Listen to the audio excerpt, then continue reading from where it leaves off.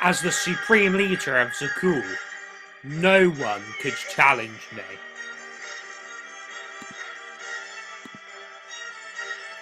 For my first order of business, I think I'll have the Eternal Fleet blast my name into Zakul. Victory won't be mine until the last Jedi falls at my feet. So, is Snoke the Outlander from Star Wars The Old Republic? The question is, which Outlander? The Sith? The Jedi? The Bounty Hunter? The Trooper? The Imperial Agent?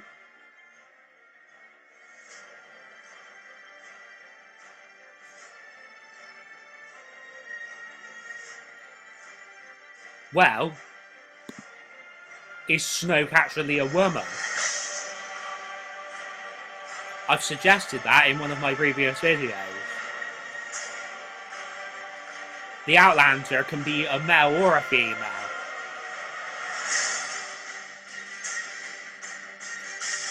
Will Snoke meet with Emperor Palpatine, or is he Emperor Palpatine?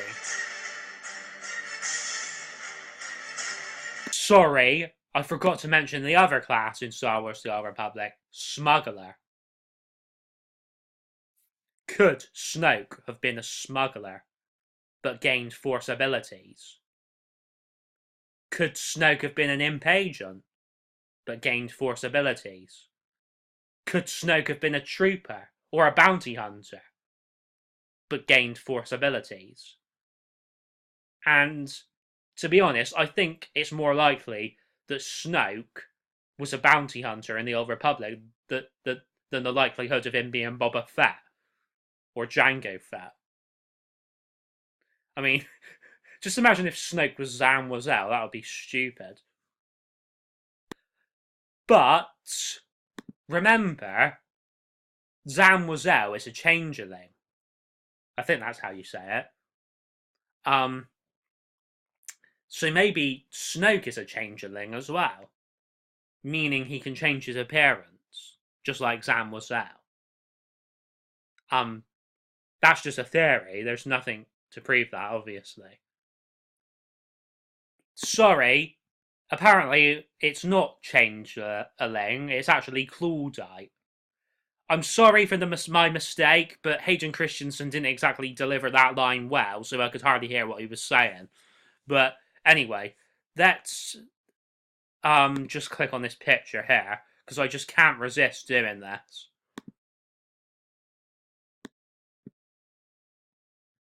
Putting the picture of Snoke side by side with the picture of Zam. Hang on, let's do this properly. There we go, that's the best I can get it for the moment. So, Snoke could be a being that absorbs force essence. So basically, there is the possibility that Snoke could be Arcan. But I know Arcan can absorb force essence. But this is sort of a completely different theory that's separate to everything else. So basically, you see the scarring on Arcan's face. Well, it's on like the same side of the face as Snoke, see? And then, even though Arcan's not totally bald, he is a skinhead, so it's kind of similar. I mean, there could have been like some accident that like burns off his remaining hair. But I mean, as for the scar that is on Snoke's head there,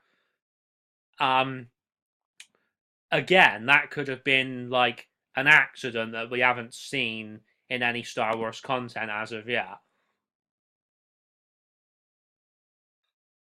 But, correct me if I'm wrong, but can't Valkorion, aka Vishya, absorb Force essence? So there is a possibility that Valkorion and Snoke, like, they could be the same person.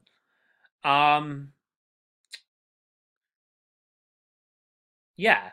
So, going back to the Outlander theory, actually, before we go back to the Outlander theory, I'll just say one last thing that could support that Valkyrian might be Snoke.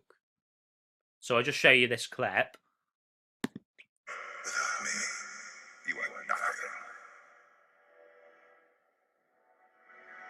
Wrong again, Valkyria. It's you who needed me.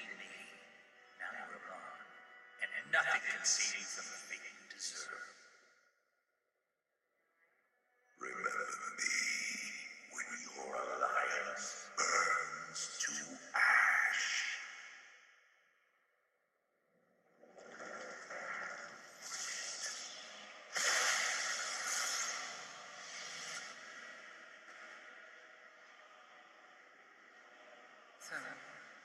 Valkyrian.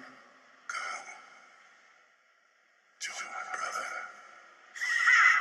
How does it feel to be erased from the galaxy?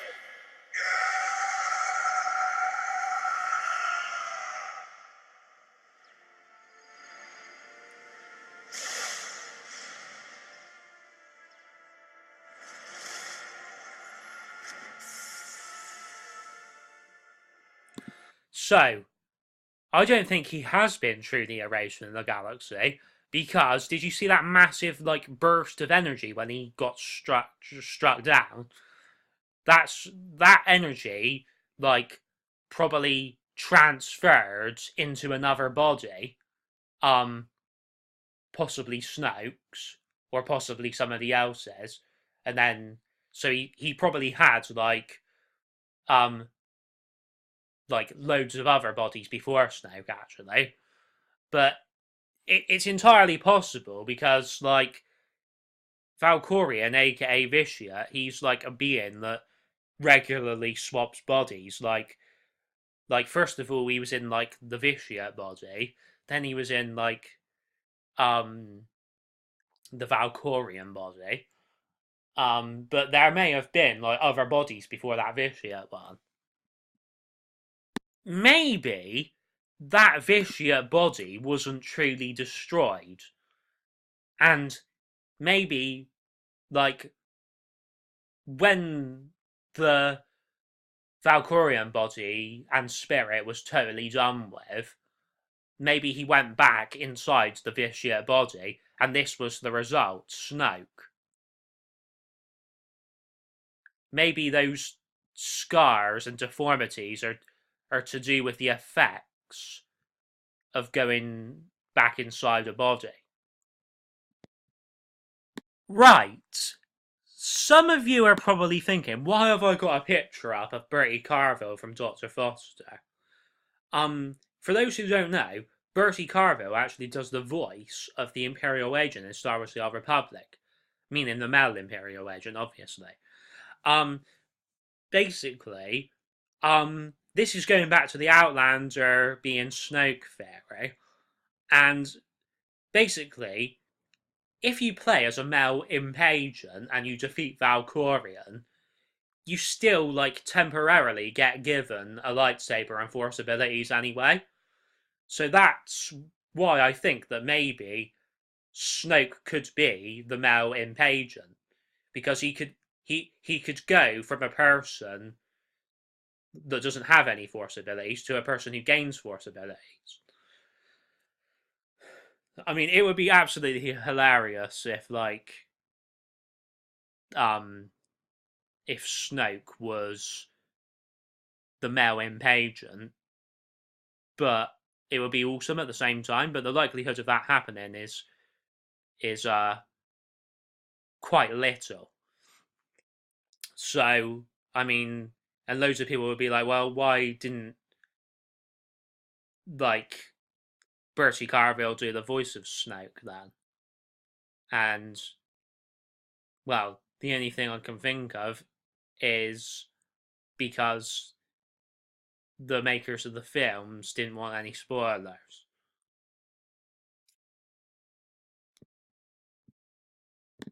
So, my theory is that either Kylo Ren or the First Order, or both, found Snoke on either Yavin 4, Korriban, or Droman's Cast. Because why would they go to the trouble of renaming Korriban to something else if they weren't going to use it in the films? Unless they're going to plan on using it in Star Wars Rebels or some other animated show that they plan to do in the future. Or maybe even a Star Wars game, maybe, I don't know. Or Star Wars books or comics.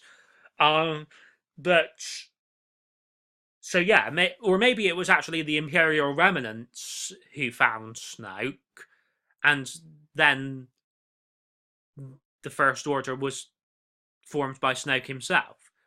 Well, that would make sense because he is their supreme leader. But remember that Kylo, Luke could have told Kylo about Yavin 4, but he probably didn't need to because Kylo had probably researched it himself anyway. Because obviously, the legendary battle of Yavin 4 happened, where the Death Star got blown up by Luke. So, yeah, and I even read on Wikipedia something about Palpatine going to Droman Cast, so it's entirely possible that Snoke could have done the same thing. But then again, I'm not sure if Palpatine going to Droman Cast is canon anymore, but that's another thing that we're not going to go into anymore in this video. So, yeah, I mean, the Force Awakening could be to do with Rey learning of her Force powers, but it could also be to do with Finn turning from the dark side to the light side. So, is Snoke a living embodiment of the Force? Has Snoke been orchestrating events since the start of time itself? Is he the oldest being in the galaxy or the universe? Was he around before the galaxy or the universe was even formed? Does Snoke plan to revive either Vader or Sidious or both? Well, it's hard to say at the moment because Snoke might be Vader or Sidious. But apparently, there was a line by Valkorion in Fallen Empire Chapter 2 where he says, "I am no Sith."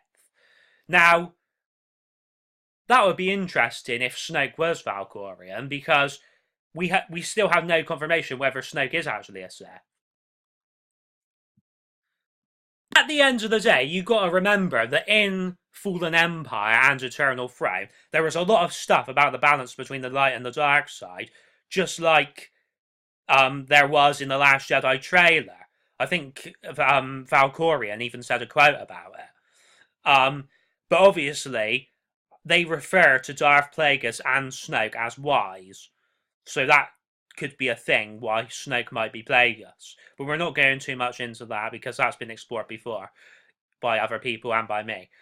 But Snoke's ring, well, it could be the ring that the male imp agent gave to Khalil. But Khalil could have got rid of the ring